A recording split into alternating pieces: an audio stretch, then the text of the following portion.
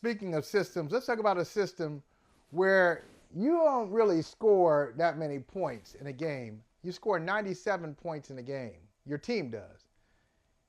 And you score more than half of those 97, about half of those 97. You know, you put up 47 of 97. And that's what Jalen Brunson did yesterday in New York.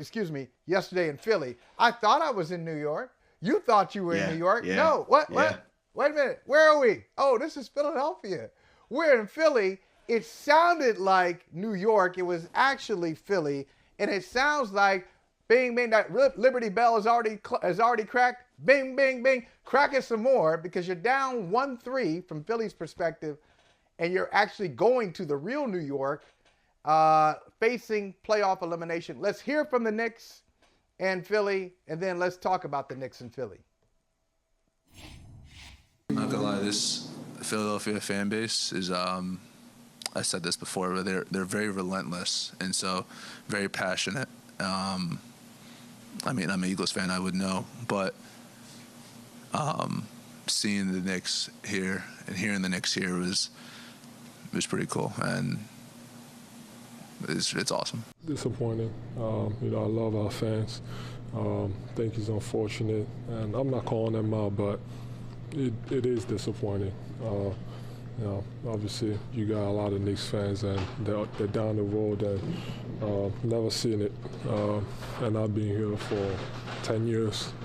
Yeah, you know, kind of pisses me off, especially because Philly is considered a sports town, so you know they've always shown up, and I don't think that should happen. It's not okay. They took everything from you. They took everything, and then they kicked it in your living room. They kicked it all, the entire game. They were shouting down the Philly fans. You can see him out there. You can see him in the concourse at post game. Look at him, having a good time. And, you know, Joel Embiid is calling out. He is. He says, I'm not calling out the fans, which means he is calling out the fans. Right. But what are they supposed to do? What are you supposed to do, Vinny? Hey, the Sixers, the only excuse the Sixers have is they should have won game, had game 2 robbed. They were robbed. They had game 2 taken from them by the officials. But, okay, there's game 2. Now we're on to game 5. What you gonna do? They haven't done anything. They haven't done enough to get the fans so excited and to shut up the New York fans. What do you see in this series? I know who they're going to blame. You know who they're going to blame? You know who they're going to blame, Michael Holley? They so mad. Philly is so mad and disappointed right now. You know what they're going to do? They're going to fire Doc Rivers. That's what's going to happen. They're going to fire Doc. They're going to blame Doc. It's Doc's fault, right? That's whose fault it is. Because you're running out of or Ben scapegoats. Simmons. Maybe Ben Simmons, too. Maybe Ben Simmons, James Harden, like just run down the list. Brett Brown, like my group chat, I had a group chat, just some friends, and they were just all running down the names of people that Philly was going to blame yesterday. And none of these dudes are employed by the Philadelphia 76ers anymore. You know, like you are reaching playoff Wizards, like if we were talking about the Washington Wizards. We are crushing the Wizards today. Gary Carter. I know, right? I'm sorry. I know, right? I'm sorry, not sorry. Like, Michael. So good. Michael, the thing that gets me, Joel Embiid has this 15-footer. And instead of driving down the lane and dunking it uncontested, he tries to take a Euro step into Precious Achiuwa. I can't figure out why he would. Like, Philly did not play smart yesterday. And to me, I thought Nick Nurse was supposed to be one of these coaches that everybody said was the genius. I heard about that. I heard about it. He boy genius, coach of the year. You know, he won a championship. You know, innovative, all these things. Hey, that was a dude that was running boxing one, the NBA Finals. That one didn't seem genius to me. And your team has collective breakdowns. You say the game 2 was stolen from them. I'm trying to figure out why they didn't call a timeout, and not just from the standpoint of coaching, but you coach players to think for themselves, right? There's coaches and there's teachers, right? Coaches show you how to deal with things like puppets, right? This is how you do things. Teachers show you how to think for yourselves in moments where you cannot look and rely on the sidelines. And Philly does not look like a team that's well coached or well taught right now. You know what I mean? They don't. And the Knicks, at least they're well coached. Yeah. Oh, we know that. Oh, definitely. No, nobody's ever questioned that about a Tom Thibodeau team. Oh yeah, well coached always, and sometimes too well coached, where teams at this time, on the doorstep of May, be like, dude, our legs, we're tired. You demand too much all the time. We need a little vacation. If you're not gonna give us a vacation like daily, let's bring in like a siesta where we just we can just go away for a few hours. You just hover too much. But they are well coached. The Knicks are.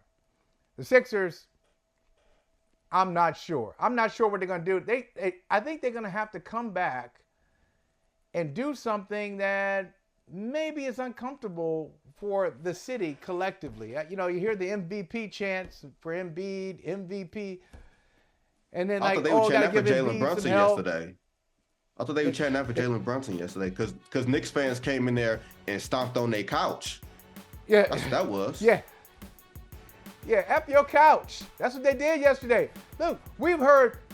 You mentioned Doc, Ben Simmons, Brett Brown, James Harden. Daryl Morey has been a guy who has taken some criticism and has been under scrutiny in Philadelphia. But how about Embiid? As he should.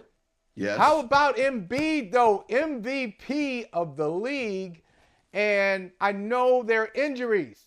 I know he's had injuries.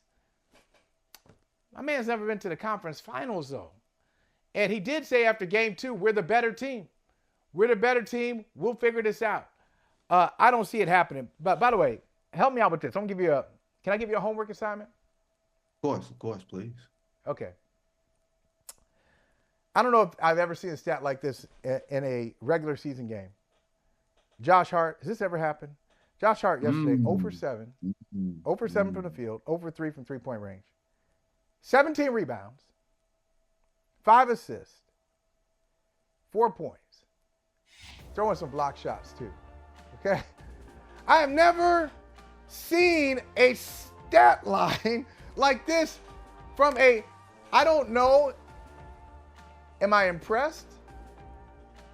Am I repulsed? You should be. A little bit of both? A little bit of both? No, don't be repulsed. Intrigued? Don't be repulsed. This is playoff basketball, man.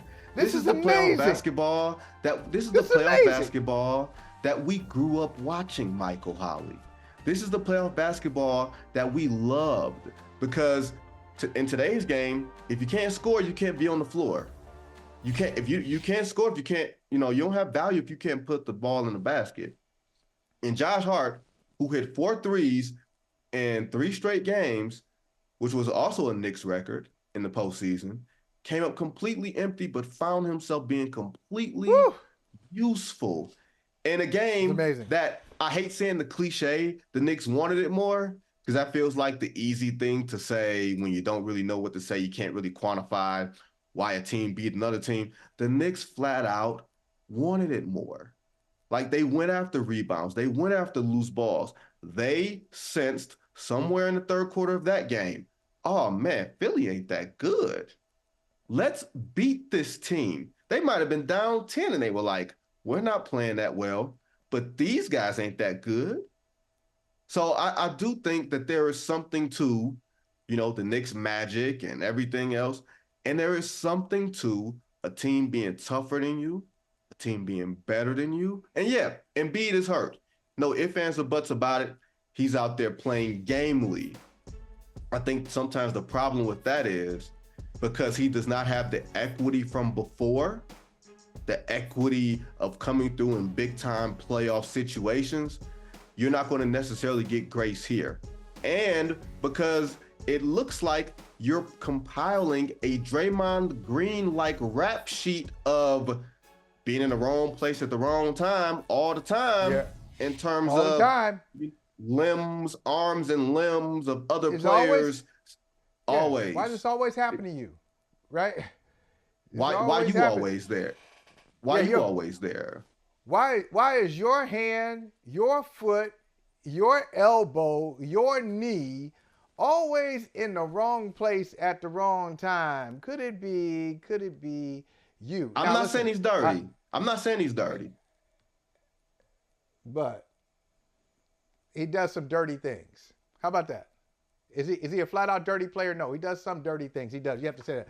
Hey, thank you for watching Brother from Another. If you haven't hit that subscribe button, go ahead and do that now. Don't forget you can catch us 3 to 4 weekdays on PeacockTV.com and on Sirius XM Channel 85.